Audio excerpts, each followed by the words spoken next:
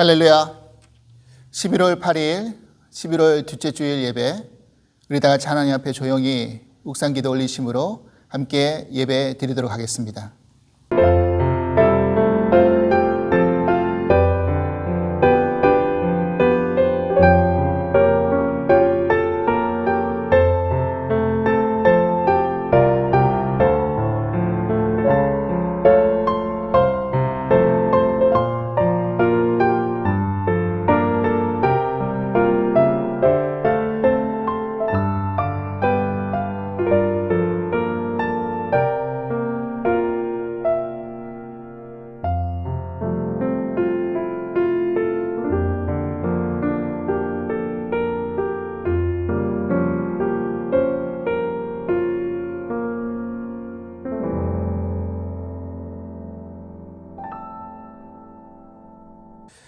할렐루야. 우리 하나님을 찬양하는 일이 선함이며 찬송하는 일이 아름답고 마땅하도다. 여호와께서 예루살렘을 세우시며 이스라엘의 흩어진 자들을 모으시며 상심한 자들을 고치시며 그들의 상처를 싸매시는도다. 그가 별들의 수요를 세시고 그것들을 다 이름대로 부르시는도다. 우리 주는 위대하시며 능력이 많으시며 그의 지혜가 무궁하시도다. 여호와께서 겸손한 자들을 붙드시고 악인들은 땅에 엎드려 뜨리시는도다. 감사함으로 여호와께 노래하며 수금으로 하나님께 찬양할지어다. 아멘. 우리 다 함께 복음성가 교회여 일어나라 함께 찬송하시겠습니다.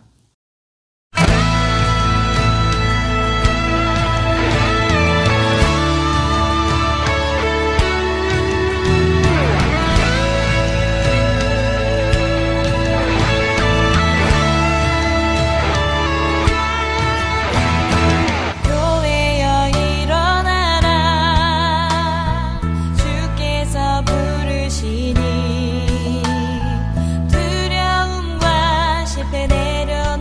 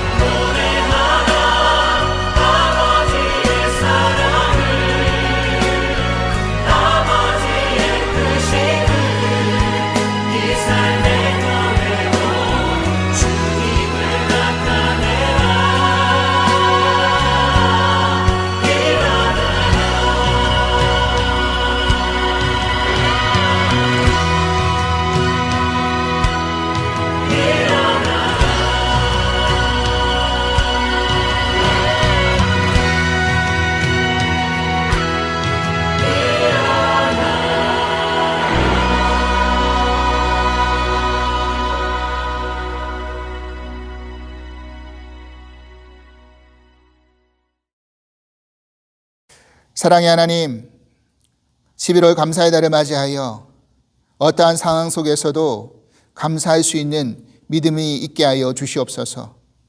미국의 새로운 지도자가 확정되어지는 이 과정 속에서 진통을 겪고 있습니다. 하루속히 분열과 다툼이 화합과 일치로 변화되는 일들이 일어나게 하여 주시옵소서. 신앙의 전통으로 세워진 이 나라가 어떤 지도자가 세워지든지 하나님이 다스리시고 하나님이 통치하는 나라가 되게 하여 주시옵소서. 여전히 우리의 삶 앞에 놓여진 어려운 상황은 아직도 진전될 기미가 보이지 않고 있습니다. 끝까지 인내하며 최후 승리를 약속하신 주님의 언약을 붙들고 이 과정을 감사로 통과하게 하여 주시옵소서. 오늘도 어김없이 예배의 자리에 나왔습니다. 하나님이 들려주시는 말씀이 영혼의 생명수가 되게 하여 주시옵고 인생의 모든 문제의 목마름을 해결하는 체험을 얻게 하여 주시옵소서. 예배의 모든 시간을 주께 의탁드리오며 예수 그리스도의 이름으로 기도합나이다. 아멘.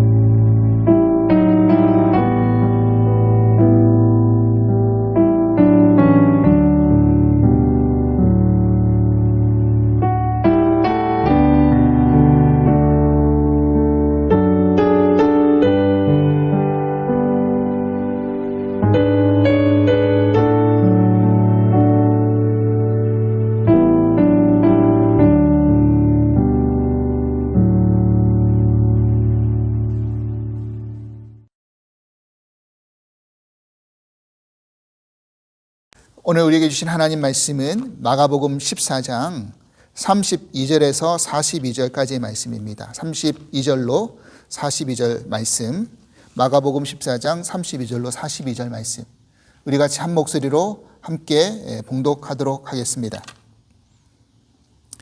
그들이 겟세마네라 하는 곳에 이르매 예수께서 제자들에게 이르시되 내가 기도할 동안에 너희는 여기 앉아 있으라 하시고 베드로와 야고보와 요한을 데리고 가실새 심히 놀라시며 슬퍼하사 말씀하시되 내 마음이 심히 고민하여 죽게 되었으니 너희는 여기 머물러 깨어 있으라 하시고 조금 나아가 땅에 엎드려 될 수 있는 대로 이때가 자기에게서 지나가기를 구하여 이르시되 아빠 아버지여 아버지께서는 모든 것이 가능하오니 이 잔을 내게서 옮기시옵소서. 그러나 나의 원대로 마시옵고 아버지의 원대로 하옵소서 하시고 돌아오사 제자들이 자는 것을 보시고 베드로에게 말씀하시되 시몬아 자느냐 내가 한 시간도 깨어 있을 수 없더냐 시험에 들지 않게 깨어 있어 기도하라 마음에는 원이로되 육신이 약하도다 하시고 다시 나와 동일한 말씀으로 기도하시고 다시 오사 보신즉 그들이 자니 이는 그들의 눈이 심히 피곤함이라 그들이 예수께 무엇으로 대답할 줄을 알지 못하더라. 세 번째 오사 그들에게 이르시되 이제는 자고 쉬라 그만 되었다 때가 왔도다 보라 인자가 죄인의 손에 팔리느니라 일어나라 함께 가자 보라 나를 파는 자가 가까이 왔느니라. 아멘. 샬롬. 사랑하는 가족 여러분, 한 주간도 평안히 잘 지내셨습니까? 어제는 비도 내리고 요즘은 이제 아침 저녁으로 날씨가 많이 쌀쌀해졌습니다. 특별히 온도 기온 차도 많이 심한데 더 건강에 유의하실 수 있기를 기도드립니다. 이제 감사의 달을 맞이하여서 우리가 이렇게 서로 좀 인사했으면 좋겠습니다. 서로 보면서 인사는 못하지만 화면상으로 저와 여러분들이 또 우리 성도님들께 인사한다는 마음을 가지고 이렇게 인사했으면 좋겠습니다. 우리에게 또 하루를 주심에 감사드립니다. 그렇게 인사하실까요? 우리에게 또 하루를 주심에 감사합니다. 감사드립니다. 이 코로나 바이러스로 인해서 사실 많은 분들이 생명을 잃어가고 있고 또 그런 소식이 들립니다. 그렇기 때문에 우리들에게 주어진 하루라는 시간이 얼마나 감사한지 또 소중한지에 대해서 다시 한번 깨닫게 됩니다. 지난주에 광고 드렸던 것처럼 다시 한번 말씀드리면 지난 11월 1일부터 LA 연합감리교회에서 21일 단위의 기도회 그런 중보 기도가 있습니다. 이번에는 특별히 각 선교교회 목사님들을 초대해서 1일 강사로 말씀을 증거하게 되는데, 저도 내일 저녁 7시 30분에 LA 연합감리교회 그 줌으로 인해서 줌을 통해서 그렇게 말씀을 증거합니다. 여러분들 많이 기도해 주시고, 또 저도 은혜가 되고 그 LA 연합감리교회도 은혜를 끼치는, 그리고 여러분들도 혹시 같이 조인해서 기도하실 수 있으면, 함께 하실 수 있으면 감사하겠습니다. 그리고 11월 28일 토요일 저녁 8시에 우리 교회 구역회가 줌을 통해서 있습니다. 여러분들 꼭 그 날짜 기억해 주시고 함께 참여해서, 이번에는 언약교회 이상호 목사님이 감리사님을 대신해서 이 구역회를 주재하십니다. 의미 있는 또 은혜로운 구역회 될 수 있도록 위해서 우리 임원들 준비해 주시고 기도 부탁드립니다. 추수감사주일 예배가 이제 다다음 주 11월 22일 우리가 드립니다. 안타깝게도 올해는 부활절 예배도, 또 추수감사주일 예배도, 또 다음 달에 있을 아마 성탄주일 예배도 온라인 예배로 드려져야 될 것 같습니다. 여러모로 좀 아쉽지만 그럼에도 불구하고 주어진 상황 속에서 감사를 잃어버리지 않고 그렇게 기도하면서 각자의 처소에서 함께 예배를 잘 드리실 수 있도록 위해서 기도 부탁드립니다. 오늘은 아버지의 원대로 하옵소서라는 말씀의 제목으로 함께 은혜 나누고 싶습니다. 오늘의 본문은 우리가 너무나 잘 알고 있는 예수님의 겟세마네 기도에 관한 내용이죠. 저는 예수님이 겟세마네 기도의 내용을 생각해 보면 항상 드는 생각이 뭐냐면, 기도자가 가져야 될 가장 모범적인 자세가 무엇인가를 항상 생각을 하게 됩니다. 예수님의 그 주기도문, 우리들에게 가르쳐 주셨던 주기도문이 기도 내용의 모범이라고 한다고 한다면, 이 겟세마네 기도는 기도하는 사람들, 기도하는 자의 자세의 모범이라고 그렇게 생각이 듭니다. 여러분, 겟세마네 기도하면 어떤 것들이 가장 머리에 먼저 기억나시고 떠오르십니까? 아마 예수님이 하셨던 그런 기도의 내용일 것입니다. 오늘 본문의 제목에서도 그 부분을 좀 발췌해 왔는데, 본문 36절 말씀이죠. 이르시되 아빠 아버지여, 아버지께서는 모든 것이 가능하오니 이 잔을 내게서 옮기시옵소서. 그러나 나의 원대로 마시옵고 아버지의 원대로 하옵소서 하시고. 그죠? 이 부분이 아마 가장 여러분 기억이 나실 겁니다. 제가 대학생 때 교회를 처음 나가면서 그렇게 신앙생활을 하다가 뭔가 중요한 것을 결정할 때가 있었습니다. 그래서 저를 시도해 주셨던 그런 간사님에게 개인적으로 상담을 하면서 그렇게 이런저런 이야기를 주고받다가 제가 마지막 결론에 이렇게 그분에게 말씀을 드렸습니다. 나의 원대로 마옵시고 아버지의 원대로 되기 원합니다. 그때는 제가 아마 그 말을 어디서 들었던 것 같아요. 또는 성경 말씀을 보다가 아마 읽었던 것 같은데, 그게 아마 머릿속에 오랫동안 기억이 되었던 것 같습니다. 그래 저도 모르는 가운데 그 말이 툭 튀어나왔는데, 이게 제가 그 정도의 어떤 맡길 수 있는 수준이 되어서 그 말을 했던 것은 사실은 아니었습니다. 근데 저의 그 말을 듣고 간사님께서 굉장히 기뻐하시면서 칭찬해 주셨습니다. 지금 와서 깨닫고 보면 이게 이제 나의 어떤 신앙의 수준의 유무를 떠나서 초신자인 제가 그런 말을 던질 수 있었다는 것이 아마 대견했던 것 같았습니다. 사실 우리의 인생이라는 것이 나이가 어리면 어릴수록 내가 원하는 대로, 내가 하고 싶은 대로 하길 원하며 살길 원하지 않습니까? 그래서 사실 우리가 내가 원하는 것이 있는데 더 큰 대의 앞에 그 원하는 것을 포기하는 그 정도에 따라서 우리의 성숙도의 크기가 달라지게 되어 있습니다. 저희 집 큰아들이 이제 지난달에 한국 군대에서 제대를 하고 이제 다음 주면 이제 미국에 다시 들어오게 됩니다.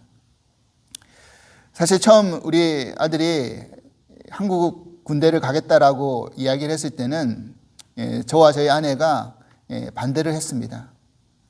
그런데 이 아들이 저희들에게 뭐라고 왜 군대를 가느냐, 동기를 어떻게 설명했느냐면 자기가 지금 처해져 있는 이 환경 속에서 그냥 가만히 있다 보면 자기가 하고 싶은 대로 편대로 그냥 살 수밖에 없겠다라는 거예요. 자기가 스스로가 그렇게 컨트롤이 안 될 것 같다라는 거죠. 차라리 한국 군대를 가가지고 훈련도 받으면서 다른 환경 속에서 자기가 좀 더 바뀌어보고 싶다. 그런 동기를 이야기를 했습니다. 그 이야기를 들으니 그 생각을 지지해주게 되었죠. 이제 제대를 해서 다시 무기에 들어오는데 앞으로도 그 아이의 인생 앞에는 많은 헤쳐가야 될 관문들이 있을 것입니다. 그런데 아마도 자기가 경험했던 그 군 생활의 그런 시간들이 앞으로 그렇게 헤쳐나가야 될 길 속에서 큰 교훈과 도움이 되지 않을까 그렇게 믿어 의심치 않습니다. 아무튼 우리가 여전히 우리가 살아가면서 내가 원하는 것을 포기한다는 것이 그렇게 쉽지만은 않다라는 거죠. 여러분과 저는 왜 기도를 하십니까? 어떤 미국인이 어떤 문제를 가지고 간절히 기도하는 제목이 있었습니다. 그래서 그 기도 제목 내용을 가만히 들어보니까 이 사람이 뭐라고 기도하느냐면, 하나님, 정말입니다. 저에게 10만 불만 주시면 제가 그 중에 꼭 11조를 바치겠습니다. 만 불을 꼭 떼내서 교회에 11조 헌금을 드리겠습니다. 만약 못 믿으시겠으면 하나님이 미리 만 불을 제하시고 저에게 9만 불만 좀 주십시오. 여러분 어떻게 생각하십니까? 여러분 기도라는 것은 내가 원하는 것을 얻기 위해서 하나님을 설득하는 시간이 아닙니다. 오히려 기도를 통해서 하나님이 원하시는 것을 발견하고 깨닫고 그것 앞에 내가 순종하는 시간이라는 것. 이게 바로 기도라는 것이죠. 오늘 이 겟세마네 기도를 살펴보면서 먼저 우리가 오해하고 있는 몇 가지를 바로잡을 필요가 있습니다. 그건 뭐냐면 우선은 이 겟세마네 기도를 통해서 바라본 예수님의 모습이 너무 연약한 거죠. 여기에 좀 당황스러운 것입니다.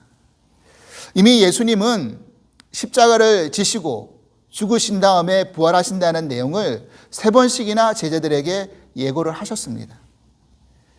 그런 예수님이 예고하시는 모습 앞에 그 어떤 주저함이라든지 불안함이라든지 머뭇거림이 없으셨죠. 담대하게 당당하게 자신이 가야 될 길을 제자들에게 알려주셨습니다. 그런데 오늘 본문 속에 예수님의 모습은 그런 모습이 아니었다라는 거죠. 본문 33절 이하 말씀입니다. 베드로와 야고보와 요한을 데리고 가실새 심히 놀라시며 슬퍼하사 말씀하시되 내 마음이 심히 고민하여 죽게 되었으니 너희는 여기 머물러 깨어있으라 하시고. 여러분 마가복음에서는요 다른 복음서에서 등장하지 않는 이 심이라는 단어를 2차례나 강조하고 있습니다. 다시 말해서 심히 놀라시며 슬퍼하셨다. 내 마음이 심히 고민하여 죽게 되었다. 우리는 이런 예수님의 모습을 보면 좀 당황스러운 것입니다.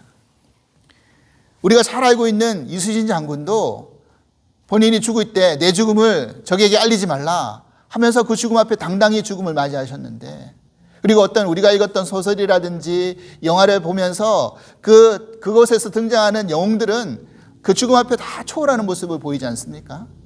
심지어 죽음을 앞둔 그 순교의 길을 가는 순교자들, 우리가 역사 속에서 그 이야기 들었을 때 그 죽음 앞에서 순교의 길을 걸어갈 때 전혀 믿음이 흔들리지 않는 모습을 우리는 들어보지 않았습니까?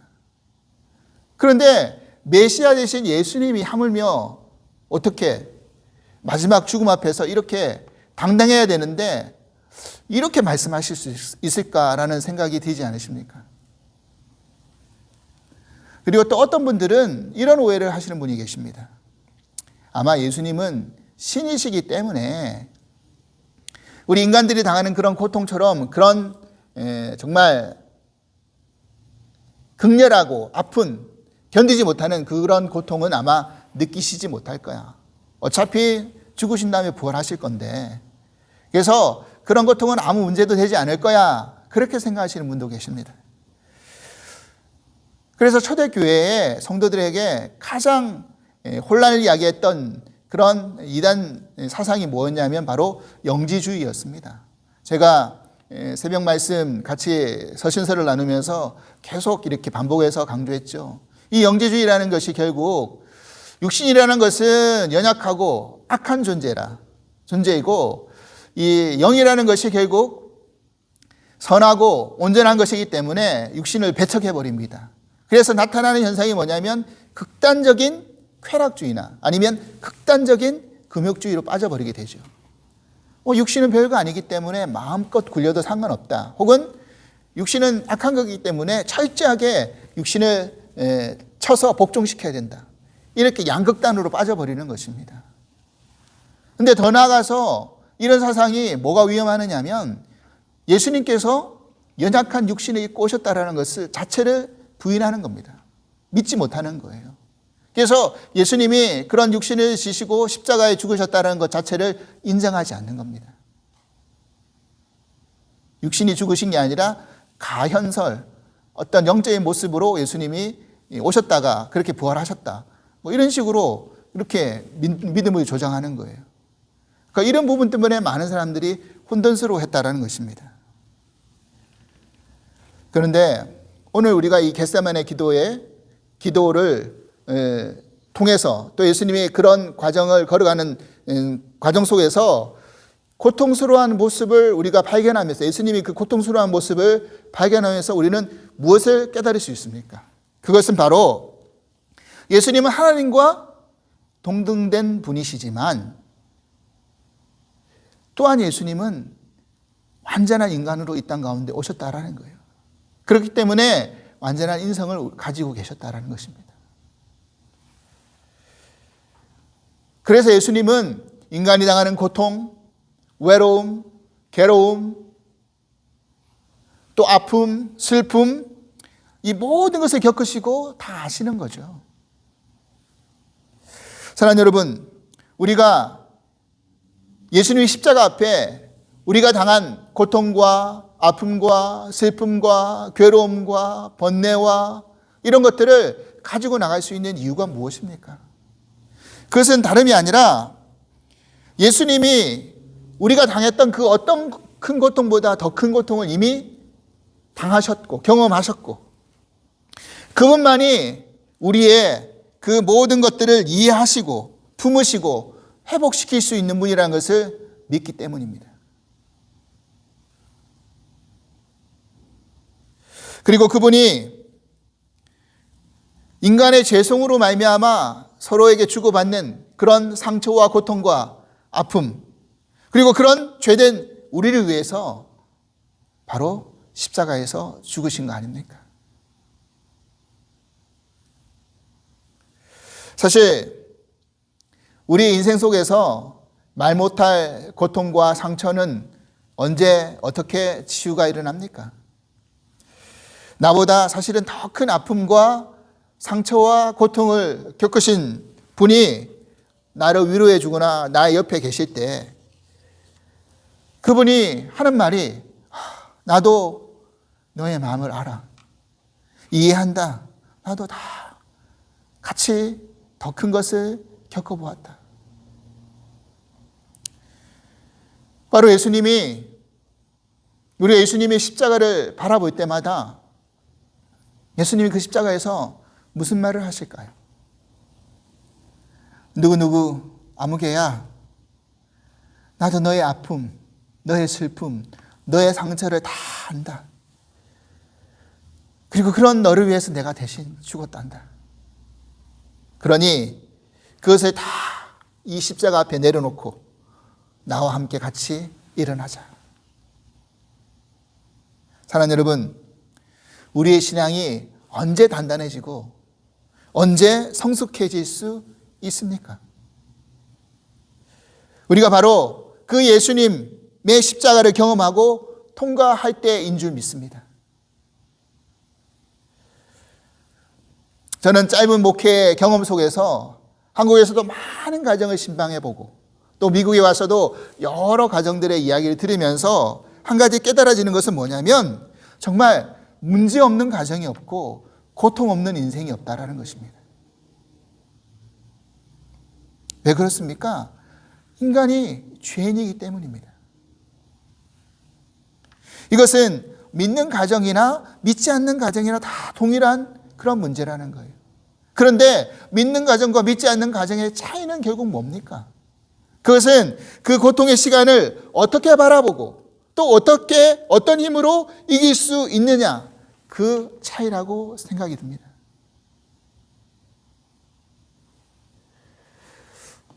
여러분들이 가지고 있는 그 어떤 아픔이라 할지라도, 상처라 할지라도, 고통이라 할지라도 십자가 앞에서 다시 회복되어지는, 그리고 다시 일어날 수 있는 은혜가 충만할 수 있기를 간절히 기도합니다. 그리고 우리가 겟세마네 기도에서 또 하나 가지고 있는 오해가 뭐냐면, 예수님은 십자가를 지시는 것을 싫어하셨는데 하나님의 뜻 앞에서 어쩔 수 없이 십자가를 지실 수밖에 없었다, 이렇게 생각하는 분들도 계십니다. 그러면서 하나님은 자기 자식을 그런 식으로 버리시는 아주 몰인정한 분 아닌가, 너무 자비도 없고 몰인정한 분이다, 이렇게 말씀하시는 분도 제가 들은 적이 있어요. 꼭 예수님을 십자가에서 그런 식으로 죽게만 만드셔야 되느냐, 이렇게 생각하는 이유가 예수님이 기도하셨던 그 기도문을 바라보면서 우리가 믿음이 아직은 연약할 때 이것이 잘 이해가 되지 않기 때문에 그렇습니다.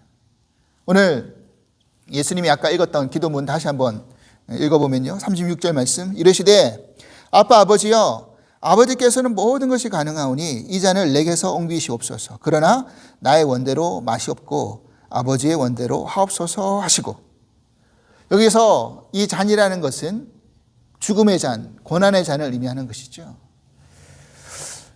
예수님은, 하나님은 모든 것을 하실 수 있는 전능하신 분이시기 때문에 이 죽음의 잔도, 이 고난의 잔도 피해갈 수 있게끔, 옮기실 수 있게끔도 하실 수 있는 분이시지 않습니까? 그래서 하실 수만 있다면 그렇게 좀 해주십시오. 하지만 그게 나의 원이지만 나의 원대로 마옵시고 아버지의 원대로 하옵소서, 그렇게 기도하신 겁니다. 그렇다면 도대체 예수님 왜 이렇게 기도하셨을까요? 예수님이 하나님의 뜻을 몰라서 이렇게 기도하셨습니까? 아니면 정말 본인은 이제 육신의 몸을 입었기 때문에 앞으로 당할 그 십자가의 그 고통 앞에, 견딜 수 없는 고통 앞에 그것을 이길 수 없을 것 같으니까 그 고통을 좀 피하기 위해서 이렇게 기도하셨을까요? 그건 아니라고 생각이 됩니다.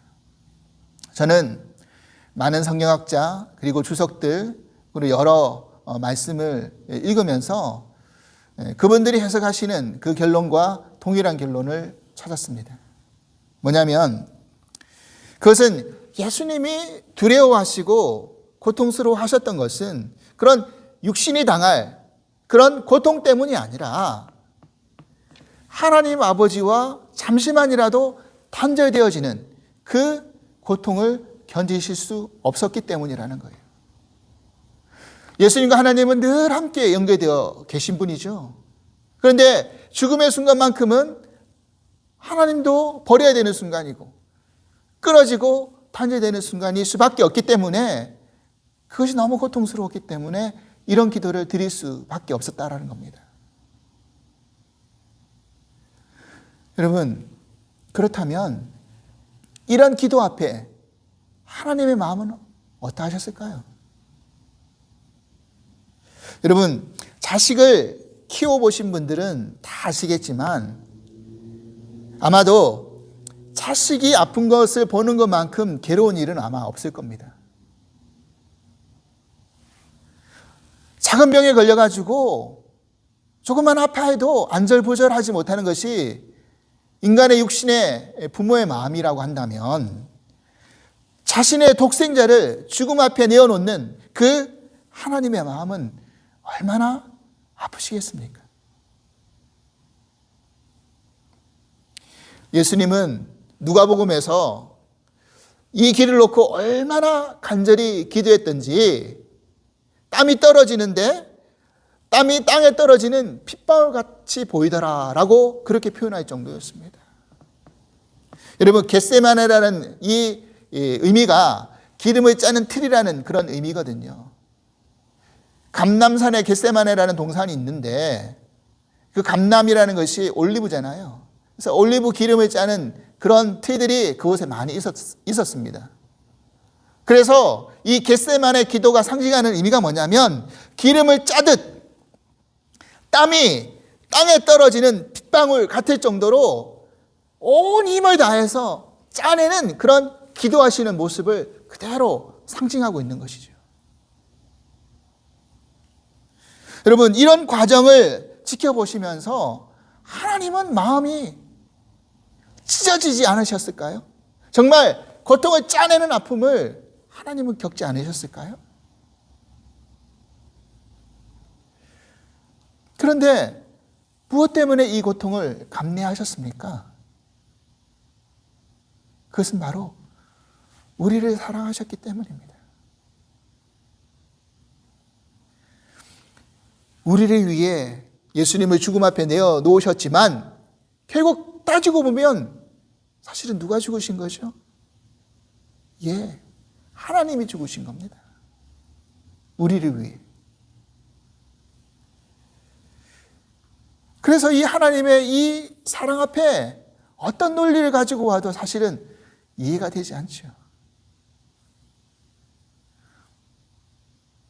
그 방법이 아니고서는 공의와 사랑의 하나님이 설명되지 않기 때문에, 완성되지 않기 때문입니다.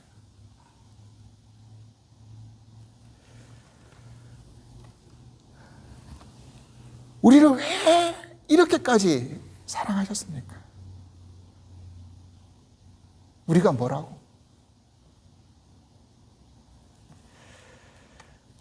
그렇기 때문에 그 놀라우신 하나님의 사랑 앞에 서게 되면, 그 사랑을 깨닫게 되면, 발견하게 되면, 만나게 되면, 그 어떤 죄 많은 인생이라 할지라도 그 하나님 앞에 설복당하지 않을 수 없다라는 사실입니다. 오늘도 그 놀라우신 그 하나님의 사랑을 우리가 깨닫고 힘든 삶의 자리에서 다시 한번 일어나실 수 있는 저와 여러분들이 되실 수 있기를 간절히 기도합니다. 마지막으로 예수님이 보여주신 이 겟세마네 기도를 통해서 우리가 가져야 될 믿음의 자세는 과연 무엇일까요?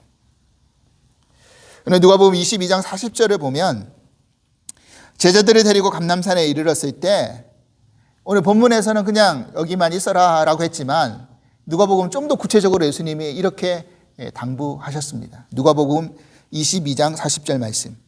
그곳에 이르러 그들에게 이르시되 유혹에 빠지지 않게 기도하라 하시고, 그리고 오늘 본문 38절에 예수님이 기도하신 후에 제자들을 보러 오셨을 때 제자들이 자는 것을 보시고 이렇게 당부하셨죠.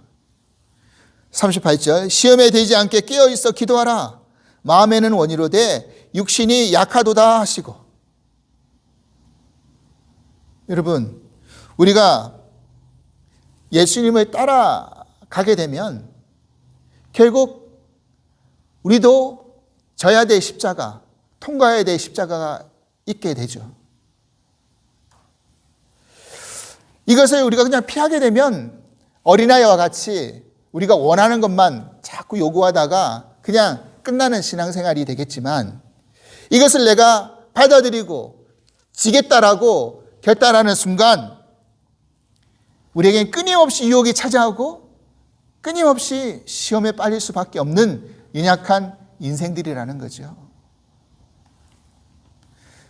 그래서 마음은 원인데, 영은 그렇게 하기 원하는데 육신이 약한 겁니다. 그렇기 때문에 우리가 끊임없이 기도해야 되는 것이죠.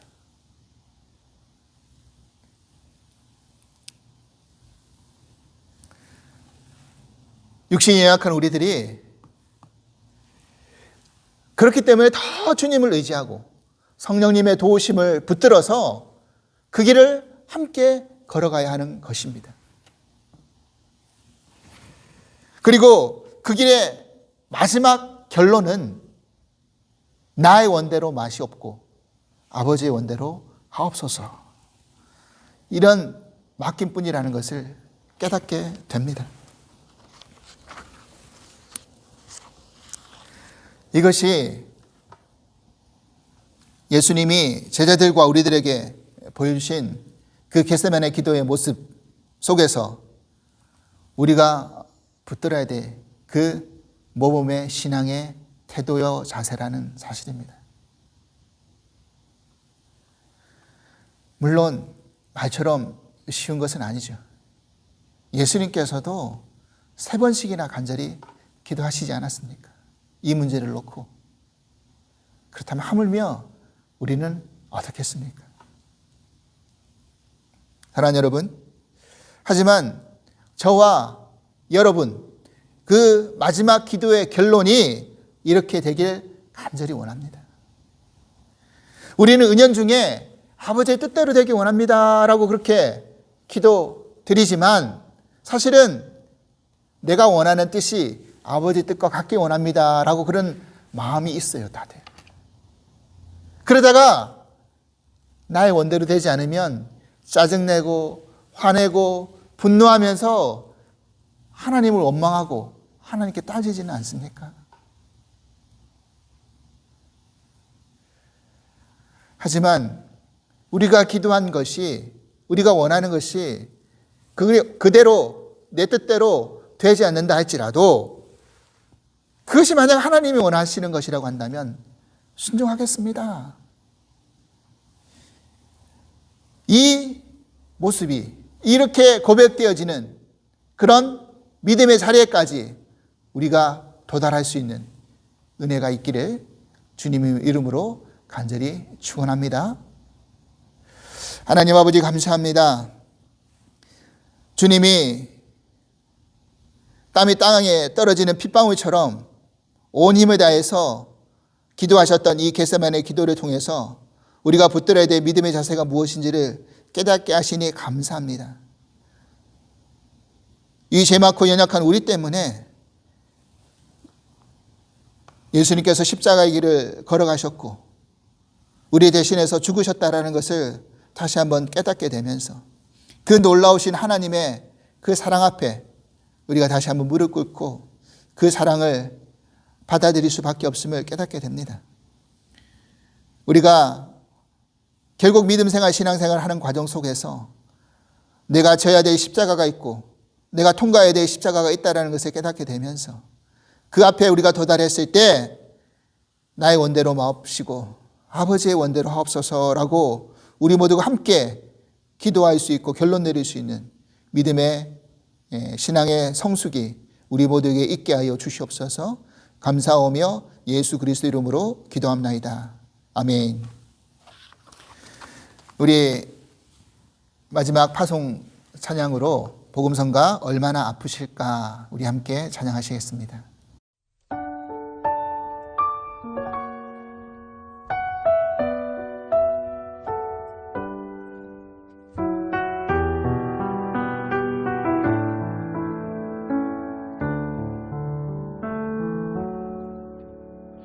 얼마나 아프실까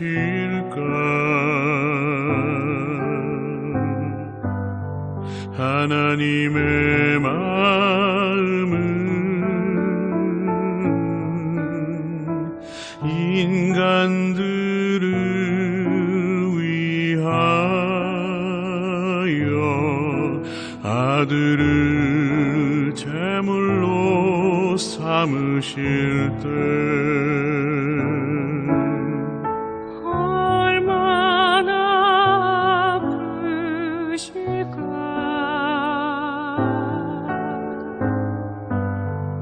주님의 몸과 마음 사람들을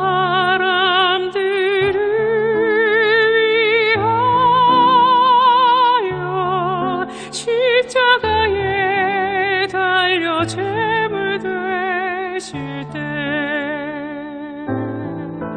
얼마나 아프실까. 하나님 가슴은 독생자 주셨건만 인간들 부족하다 원망할 때 얼마나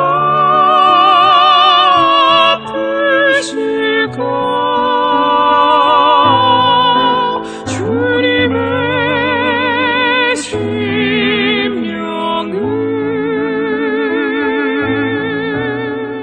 자신을 주셨건만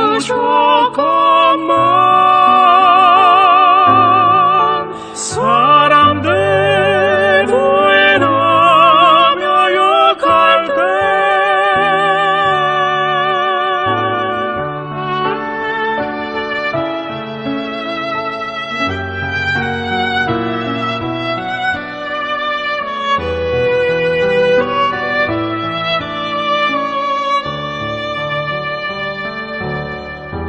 얼마나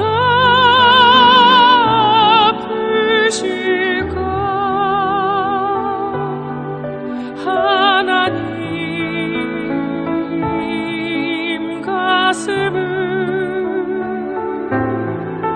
독생자 주셨건만 인간들 부족하다 원망할 때 얼마나 아프실까. 주님의 심령은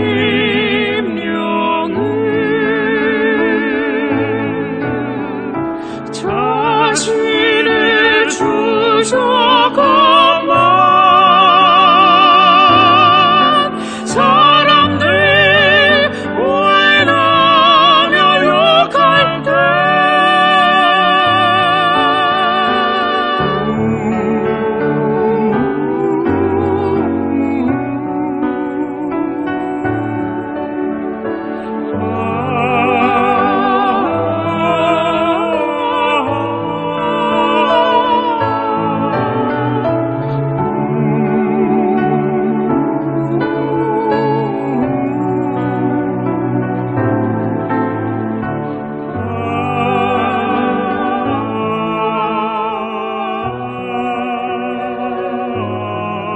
사람들 부인하며 욕할 때